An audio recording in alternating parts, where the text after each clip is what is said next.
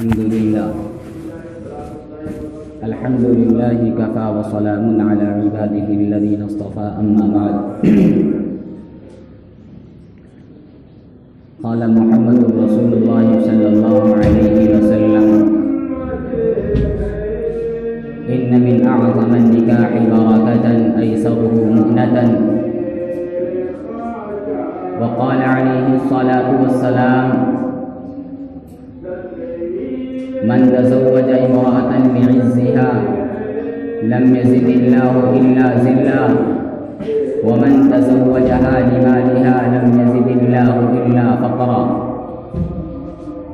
صدق الله العظيم وصدق رسوله النبي الأمير الكريم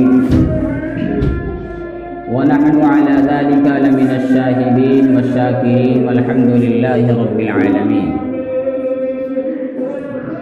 قابل صدر احترام معزز شخصیات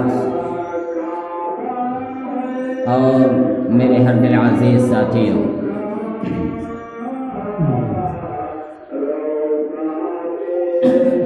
موجودہ حالات کے اعتبار سے تو ہمیں اور آپ کو کئی عنوان اور کئی موضوع اٹھانے کی ضرورت ہے،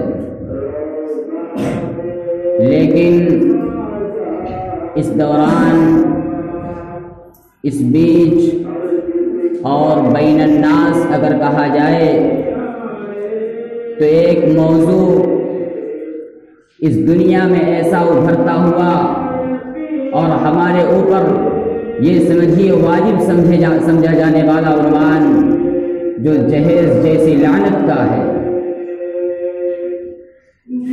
آج اس عنوان نے ہر انسان کو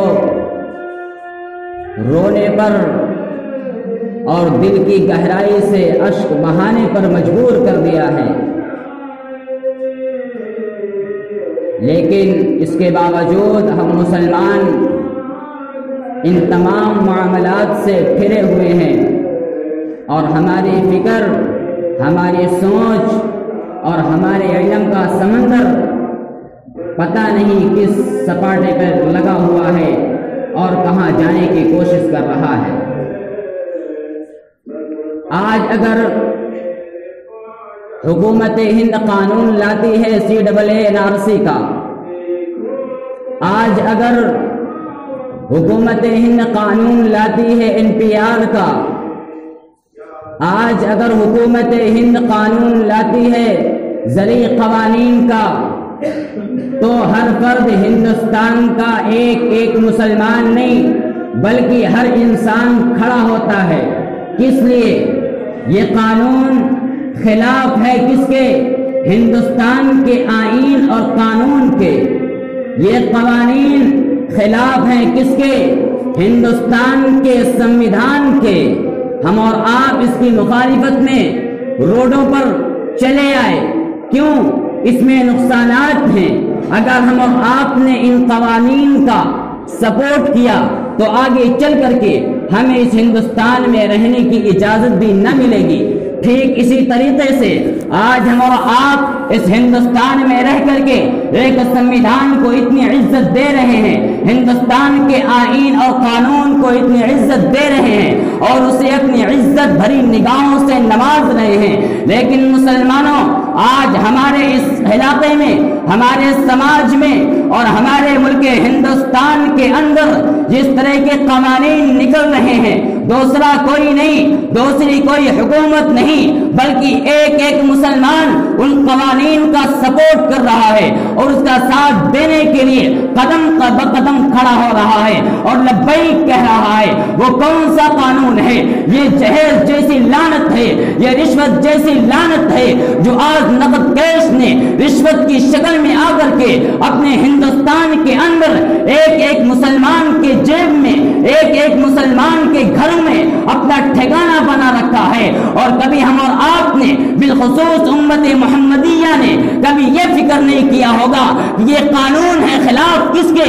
کبھی ہم اور آپ نے یہ تو فکر کیا نہیں کہ کیا یہ قانون خلاف ہے قرآن کے؟ کیا یہ قانون خلاف ہے احادیث کے؟ کیا یہ قانون خلاف ہے ربا کے فرمان کے؟ کیا یہ قانون خلاف ہے صلی اللہ علیہ وسلم کی سیرت مقدسہ کے مسلمانوں، ہم اور آپ نے تمام قوانین کی مخالفت تو کی جس میں ہمیں نقصانات نظر آ رہے ہیں، بے شک ٹھیک ہے، لیکن کبھی ہم اور آپ نے اپنے قرآن و حدیث پر نظر نہیں ڈالی، اپنے تواریخ پر نظر نہیں ڈالی کہ آخر یہ جو اپنی طرف سے قوانین بن رہے ہیں یہ خلاف ہے اس کے، اس کی مخالفت کرنے والا کوئی نہیں۔ اپنے داڑھی پر پاؤں، اپنے چہرے پر پاؤں پر داڑھی سجائے ہوئے، اپنے جسم پر محمد عربی کا لباس پہنائے ہوئے، اپنے سر پر اسلام کا تاج رکھے ہوئے وہ مسلمان جب آج اپنے بیٹی کی شادی کرنے جاتا ہے تو کہتا ہے میں تلک میں چھکائی میں 50 آدمی لے کر جاؤں گا، اگر ہے آپ کو منظور تب میں چھکائی کرنے آؤں گا، ورنہ یہ رشتہ نہیں ہوگا۔ مسلمانوں، اگر آپ نے اولاد پیدا کیا اس کو مانا کر کے کہ ہمیں جہیز لینا ہے، وہ جہیز کے ٹھیکہ داروں سنو، نبی کا فرمان ہے من تزوج امرأة لعزها لم يزد الله الا ذلا ومن تزوجها لمالها لم يزد الله الا فقرا۔ نبی کریم صلی اللہ علیہ وسلم نے فرمایا کہ جس شخص نے شادی اس معنی کر کے کی کہ اسے عزت ملے تو اسے ذلت و رسوائی کے علاوہ اللہ کچھ نہیں دیتا، اور اللہ آقا نے فرمایا کہ جس نے شادی اس معنی کر کے کی ہے کہ اسے مالدار ہو جائے، اسے مالدار حاصل ہو جائے، اسے قیمت حاصل ہو، تو اسے اللہ رب العزت فقر و فاقہ کے علاوہ کچھ نہیں دیا کرتا۔ اور ایک اور جگہ آقا نے فرمایا، کیا فرمایا؟ ان من اعظم النکاح برکۃ ایسرہ مونۃ۔ آقا نے فرمایا کہ سب سے بابرکت نکاح وہ ہے جس کے نکاح میں کم سے کم خرچ ہو۔ مسلمانوں، منورنجن کرنے والوں، لیفٹ رائٹ کرنے والوں، وہ مسلمانوں، آج ہم اور آپ نے کبھی یہ نہیں سوچا ہوگا، آج ہمارے معاشرے کی بہن بیٹیاں، ہمارے سماج کی بہن بیٹیاں پکار کر کہہ رہی ہیں وہ مسلمانوں رحم کھا جاؤ، وہ مسلمانوں رحم کھاؤ، ظلم و بربریت کی رائے کو ترک کرو، ارے زمانے جاہلیت کی طرح سنگ دل مت بن جاؤ۔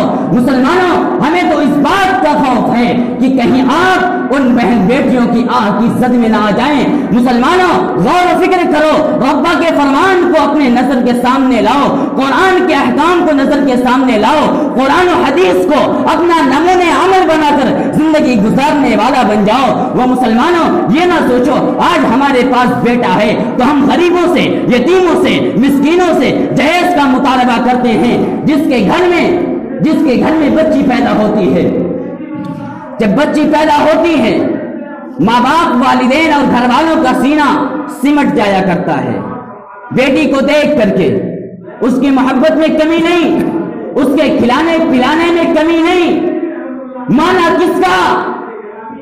بچی کو دیکھ کر کے سینہ جو سمٹ جاتا ہے اور تمام آرزوئیں پر جو پانی پھر جایا کرتا ہے، اس کی وجہ کیا ہے؟ مسلمانوں سنو تو صحیح، وہ بچی پیدا ہوتی ہے، ماں باپ اداسی کے عالم میں ہیں، مایوسی کے عالم میں ہیں، کیوں؟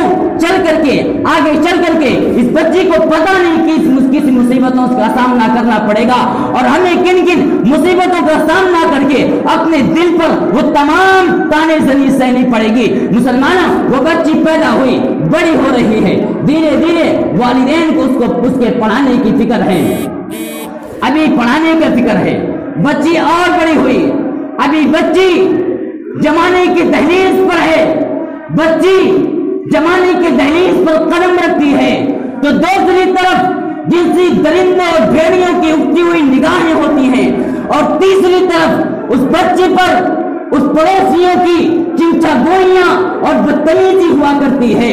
کیوں؟ اگر وہ والدین اپنی بچی کا رشتہ کہیں دوسرے کے یہاں لگاتے ہیں تو وہی پڑوسی گھر کے بازو میں رہنے والا انسان جایا کرتا ہے وہاں کہ وہ لڑکی اس کے گھر والے کمزور ہیں، کس اعتبار سے؟ مالیت کے اعتبار سے وہ بے انتہا حسن و جمال کے باوجود وہ بچی بن بیاہی بیٹھی رہ جاتی ہے۔ کس کی وجہ سے؟ یہ پڑوسی کی وجہ سے۔ کس کی وجہ سے؟ یہ درندہ صفت انسان کی وجہ سے، جو آج اپنے بھائی کا گوشت کھانے کے لیے ہر وقت ہم تیار رہا کرتے ہیں۔ مسلمانوں سوچو تو صحیح، معاملہ کیا ہے؟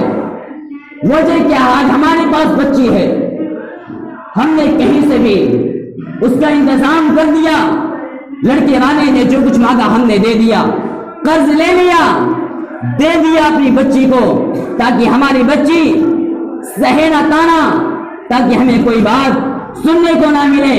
لیکن وہی اور والدین کے پاس جب وہ اولاد تیار ہوتی ہے بچہ شادی کرنے کے لیے، تو وہ کہا کرتا ہے کہ آج میں بھی اپنی بچی کا نکاح جس مصیبت سے کیا ہوں اس مصیبت کا بدلہ لے کر کے رہوں گا۔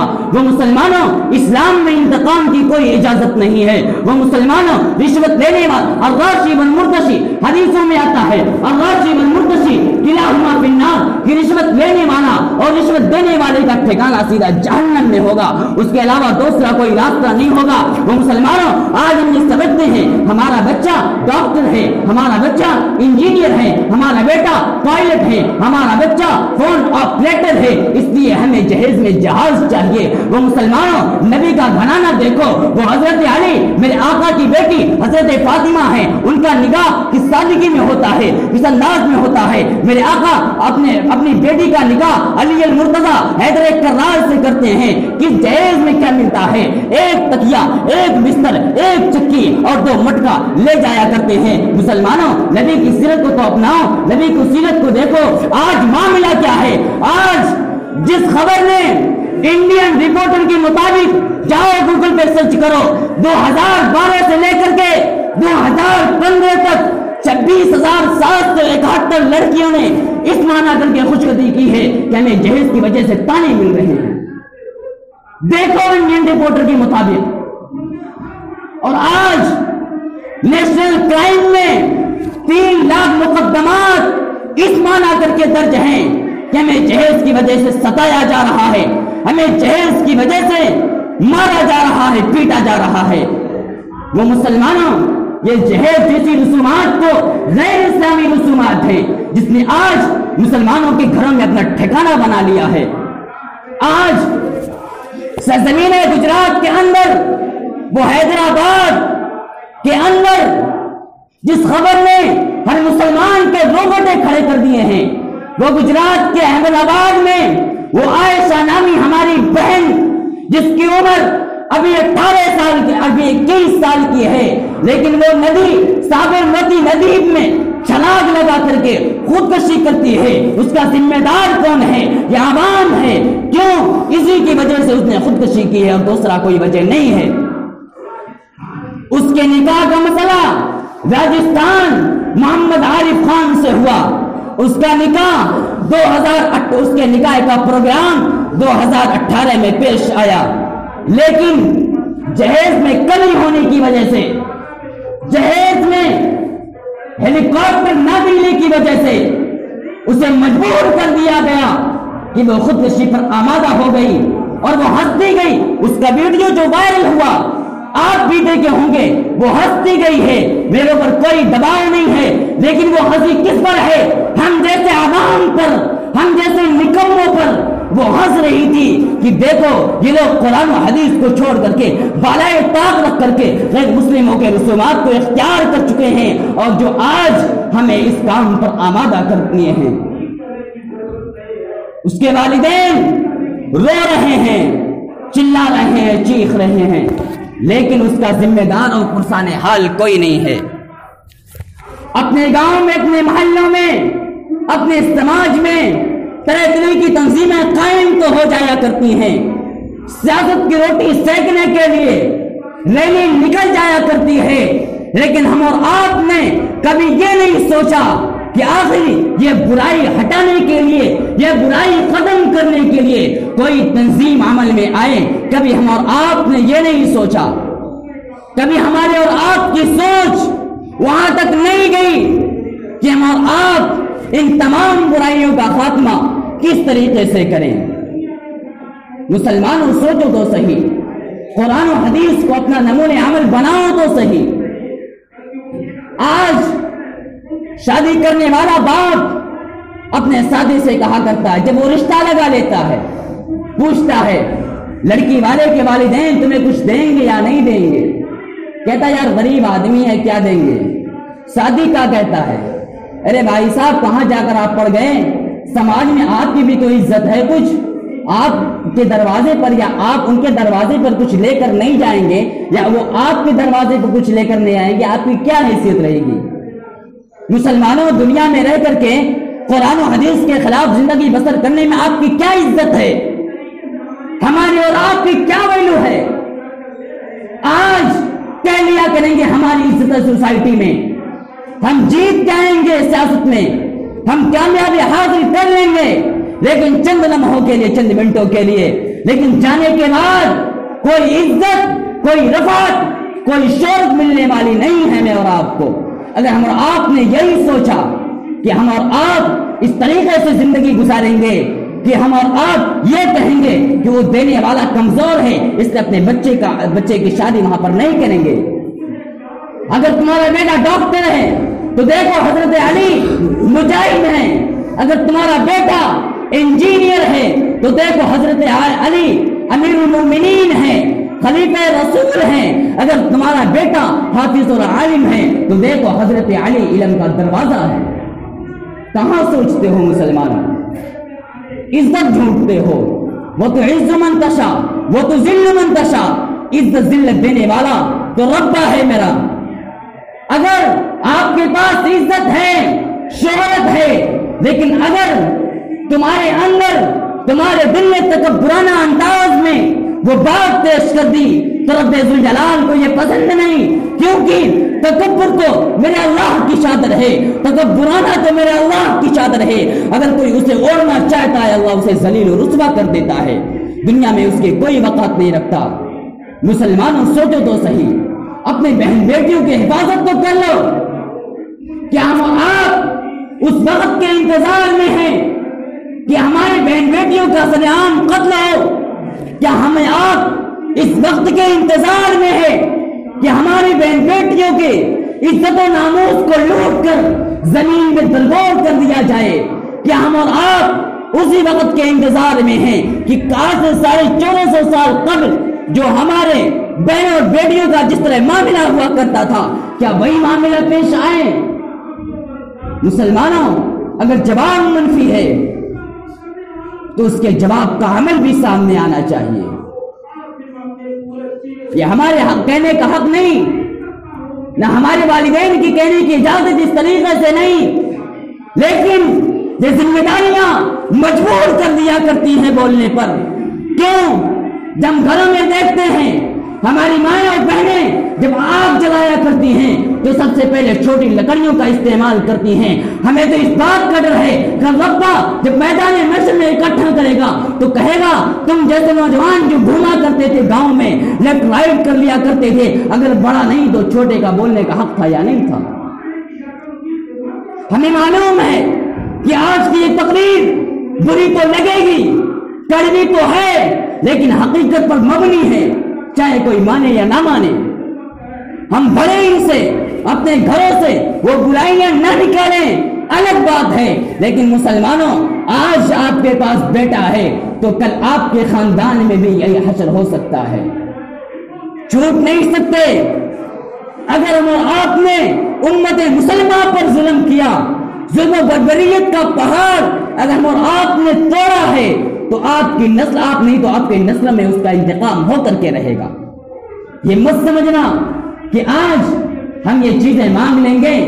آج ہمارے پاس 10 بیٹے ہیں، ہمارے پاس 5 بیٹے ہیں، تو ہم اس طریقے سے اپنی حیثیت کو بتائیں گے، سمجھائیں گے، جہیز میں جہاز ہیلی کاپٹر لیں گے تو مسلمانوں کل آپ کے گھر میں اسی بدلے میں 10 بیٹیاں 5 بیٹیاں آ جائیں گی۔ یہ مت سمجھنا کہ ہم اگر اس لائق ہیں تو لیں گے، نہیں مسلمانوں آ جاؤ ربا کے دربار میں، آ جاؤ ربا کے قرآن میں، آ جاؤ میرے نبی کے سیرت میں اور اس پر عمل کرو۔ دیکھو کس طریقے سے شادیاں کی جا رہی ہیں. قانون کی خلاف ورزی کرنے والے ہندوستان میں تو ہیں، لیکن ہمیں بظاہر تو معلوم ہو رہا ہے کہ اس قانون کی مخالفت کریں گے تو ہمیں مفاد ملے گا، ہم فائدے مند ہوں گے. لیکن دوسری طرف ہم اور آپ نے اپنی زندگی کے جو قوانین ہیں، جو پیٹ سے پیدا کیے ہوئے ہیں، جو غیر اسلامی رسومات نے آج مسلمانوں کے گھروں میں ٹھکانہ بنا رکھا ہے، اسے ہم اور آپ ختم کرنے کے لیے کیا تنظیمیں، کیا معلوم کیا کرتے ہیں، کون سی ریلیاں نکالا کرتے ہیں. مسلمانوں سوچ لو تو صحیح، ٹھنڈے دماغ سے سوچ کر کے آپ ہی بتائیے، کیا ہم اور آپ اپنی بہن بیٹیوں کو بار بار خودکشی کرنے پر مجبور کریں گے؟ کیا ہم اور آپ اسی مناسبت سے زندگی بسر کریں گے کہ ہم اور آپ شادی کرنے کے وقت لڑکی کے والدین سے اس طرح کی رسومات کی ادائیگی پر مجبور کریں گے؟ نہیں مسلمانوں، یہ ہرگز غلط بات ہے. اور آئیے خودکشی کے معاملات پر جو ہماری مائیں اور بہنیں اگر جوڑا جائے تو 30,000 کے پار معاملات یہ ہو جاتے ہیں. چونکہ انڈین رپورٹر ہے کہ 2012 سے لے کر کے 2015 تک 26,771 لڑکیوں نے اس معنی کر کے خودکشی کی ہے کہ اسے جہیز نہ ملنے پر، جہیز دینے میں لیکن اس میں کمی ہونے کی وجہ سے. وہ میری ماں اور بہنوں، اگر اس ناچیز کی، اگر اس نے خادم کی باتیں اگر آپ کے کانوں تک پہنچ رہی ہیں تو بھی سماعت کرنا. میری ماں بہنوں، میں آپ کا خادم ہوں، ضرورت پڑے تو آپ کی جوتی اپنے سر پر سجانے کے لیے تیار ہوں، لیکن میری مائیں اور بہنیں یہ قدم ہرگز اٹھانے کی ضرورت نہیں ہے. اس طرح کے اقدامات اٹھانے والا تو بالکل اسلام سے خارج ہو جایا کرتا ہے، جس کی اسلام میں اور قرآن میں کوئی حیثیت نہیں رہا کرتی ہے. جس طرح کی موت مرتا ہے وہ حرام کی موت ہوا کرتی ہے، اس پر کوئی بخشش کا ذریعہ نہیں ہوا کرتا ہے. یوں ہی نہیں، اللہ فرما دیا ہے کہ اگر رشتہ داری میں رشتہ ہو جائے، اگر بیوی اور شوہر میں نہ بنے، انبن ہو جائے یا کسی اور وجہ سے بات بڑھ جائے تو قرآن اور حدیث ہمیں اجازت دیتی ہے کس کی؟ آپ طلاق لے لیجیے. یہ نہیں کہ تھوڑا سا تانا دے دیا گیا خودکشی کرنے پر آمادہ ہو جائے، تھوڑا سا تانا دے دیا گیا ٹرین کے نیچے اپنی جان کو گوا دیا جائے. نہیں میری ماں اور بہنوں، اس طرح کے اقدامات بالکل حرام ہیں.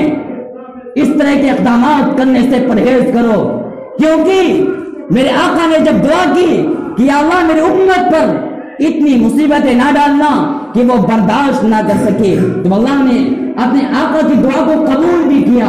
اور آج تک اللہ نے امت محمدیہ پر ایسی کوئی مصیبت نہیں ڈالی جو انسان برداشت نہ کر سکے. جذبات میں آ کر کے اس طرح کے اقدامات اٹھا لینا یہ غلط بات ہے. اس کا نہ قرآن میں، نہ شریعت میں، نہ اسلام میں اس کا کوئی نعم البدل نظر نہیں آ رہا ہے. ہم اور آپ اپنے گھروں میں، اپنے معاشروں میں، اپنے سماجوں میں اس بات کی تلقین کریں اور اس بات کو زیادہ سے زیادہ عام بھی کریں کہ شادیاں ہوں تو وہ نہایت ذیل ہوں، شادیاں ہوں سنت رسول کی طرح ہوں، شادیاں ہوں سیرت فاطمہ کے مطابق ہوں، شادیاں ہوں سنت محمد کے مطابق ہوں. اور اگر کوئی اس طرح کے اقدامات اٹھانے پر آمادہ ہوتا ہے تو ہم اور آپ اس اقدامات کو روکنے کی بھی کوشش کریں. مسلمانوں، کب تک ہم بھی یہ دیں گے رشوت کی گواہی؟ اور مل جل کے اسے ہم بھی ختم کرتے ہیں. مسلمانوں، ہم بھی تو اپنے دل میں گمان رکھتے ہیں جہیزوں کا. مسلمانوں، ہم بھی اپنے دل میں گمان رکھتے ہیں رشوت کا. اس لیے الراشی والمرتشی کلاہما فی النار، یہ حدیث کو دیکھ لو کہ رشوت لینے والا، رشوت دینے والا جہنمی ہے. اب اس میں دو باتیں آ جا کرتی ہیں. علماء نے لکھا ہے رشوت دینے والا بہت دے دیا جاتا ہے لیکن موقع محل کے اعتبار سے. ہمیں اور آپ کو اگر ہمارا حق ہے، مثال کے طور پر ہمارا آواز آ چکا ہے، ہمارے آواز کا پیسہ ابھی انہی لوگوں کے پاس ہے اور ہمیں حاصل کرنا ہے اسے، اور وہ کم وقت یہ مانگ رہا ہے کہ ہمیں رشوت چاہیے، تو آپ مجبور ہیں. آپ کے پاس رہنے کے لیے مکان نہیں ہے، آپ 2-4 ہزار दे करके आप 3.5 लाख ले सकते हैं। तो इस्लाम यहाँ इजाजत देता है, लेकिन गुनहगार वो नहीं होगा जो देगा, क्योंकि उसकी मजबूरी है। जो लेगा वो गुनहगार होगा, क्योंकि गवर्नमेंट तुम्हें इजाजत दे रही है ना, गवर्नमेंट तुम्हें तनख्वाह दे रही है ना, गवर्नमेंट तुम्हें हर चीज का सामान मुहैया कर रही है ना, तुम अपनी तरफ से ये रिश्वत ले रहे हो।